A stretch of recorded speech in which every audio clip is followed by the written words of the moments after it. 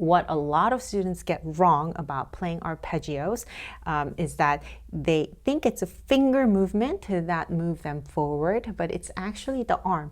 Arm is the engine or the transportation that moves the fingers. You really have to think more horizontally, even more horizontally than playing scales, because you're working with less notes per octave. That means less notes per region of your hand position. So you really have to be active with your forearm movement that's getting your fingers to play with arm weight rather than finger movements going down and up like this. So if you're wondering why you're tensing up when you're playing arpeggios and why your arpeggio is not getting up to the tempo that you want, watch this video and I'll help you. We're going to work on the A major arpeggio. I'm going to show you how to learn it, how to play it, how to practice it so that you can play it efficiently, flawlessly in your desired tempo. So the very first thing is that you should know your triads. And in the key of A major, we have A, C sharp, and E. These are the three notes that make up an A major arpeggio.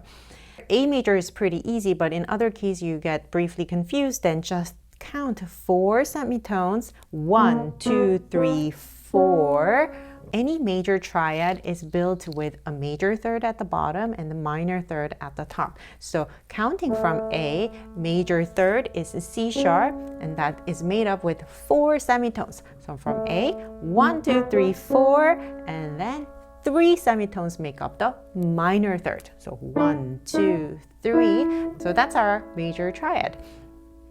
So these are the notes that you will be playing across how many ever octaves you want to play. Let's just start with 1 octave. So in 1 octave, you're just going to repeat this A at the top. So these are the 4 notes. Before you go on to 4 octaves or even 2 octaves, you're going to play and be very, very confident playing these notes with this fingering. 5, 3, 2, 1. Just stick with 5, 3, 2, 1, and you're going to be very, very comfortable playing these 4 notes. And when you play it, even though my hand is big enough to cover an octave and play this as a chord, when I play it as an arpeggio, I do not stay in the center and try to play all the 4 notes from a locked position. Right now, I'm staying locked and just trying to do this with my finger movement. That tenses up my arm, especially if I'm trying to cover 4 octaves in fast and loud dynamic. Right? So I want you to think that your fingers are kind of like an extension of your forearm. So your forearm transports the fingers to play. Your fingers are just there to go down with your arm weight. So your forearm is in the A position, right? You can see that my arm is kind of in alignment with my 5th finger. Okay, when I go to my C sharp, I'm going to gradually move so that my wrist is in alignment with my 3rd finger. Next, E, and then all the way to my thumb. Now you can see that my wrist is in alignment with my thumb. Okay, so again, if I do this fast, left to right, left to right. And I'm not doing this in kind of disjunct motion. Here's 1, here's 2, here's 3, here's 4, but it's moving like a curvature. Gradually transporting to this one, to 2, to 1. Okay, so practice this movement first before you go on to 2 octaves. So when you practice, 2 really important technical things that you need to feel is your arm weight, making the fingers go down instead of being in a locked position and doing only with your finger movements. And the second is that you are in alignment with the finger that's playing. So 5 and then 3, 2, 1. Your wrist is moving fluidly across the octave, right? Instead of being in one ideal position, trying to cover every note with the span of your length of your fingers. Okay, so the next thing, let's expand it to 2 octaves. Now, when you expand it to 2 octaves, you're going to remember to not play with your elbow stuck to your body. I'm going to start from 1 to 3rd lowest A, and my arm and my body, there's some room.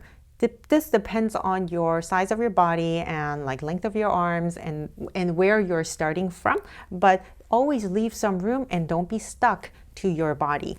Okay, when you go up in 2-octave arpeggio, you're going to have a crossover going up and tuck under when you go down. All these movements, crossover and tuck under, make sure that they are also happening fluidly. All of these notes to sound even when you make quick shifts of your, like jerk of the elbow, or like all of a sudden, just because you're crossing over, you're like raising your forearm or your wrist, that usually causes accents. So think about how you can move more smoothly and fluidly to play more evenly. So like I said, there is no quick movements here just because you're doing the crossover. The only thing that's happening here is you're pivoting with your thumb to move your 3rd finger over. So pivoting, remember I said your arm weight makes the finger go down, so arm weight transfers to the 3rd finger. Again. Right, so it's not, even though my wrist and my forearm generally rose to cross over, it was never in like an instant, right? So it's not something like this. My fingers are getting there with my arm weight, shifting to 3rd finger, 2 to 1. Okay. On the way down, you really have to think about your thumb tucking under way in advance. Don't wait until here and then tuck under, but it's already hiding. You can't see it from the top-down view when I'm playing the C sharp, right? Because it's getting ready to play over here. Most students wait until here and then they also raise their elbow to have room, but your thumb will have room to tuck under even if you don't raise it this much. So this movement, you might have to practice this movement alone, but a thumb out, thumb in, thumb out, thumb in, this has to move pretty quickly, okay, for this to sound smoothly. Now the pivot is your 3rd finger, right? So your arm weight is here. Now the pivot is the 3rd finger when you tuck under. Your arm weight is in the 3rd finger and all the other fingers need to be relaxed. Can't have thumb like intention like this. Usually like they bend outward or like something had an angle, but it's just like in a natural line. And it closes in to play that A. So going up and going down, they all happen in a smooth line instead of having any kind of quick movements. So if you're not prepared here, then you're gonna, oh, I'm late, and then you go and then end up accenting it too. Late and accented. Going down, if your thumb is not prepared here, and then you start, oh, I'm late, and then you jerk your elbow, and then usually thumb ends up accenting too. Fluid arm weight transfer and preparing, closing in.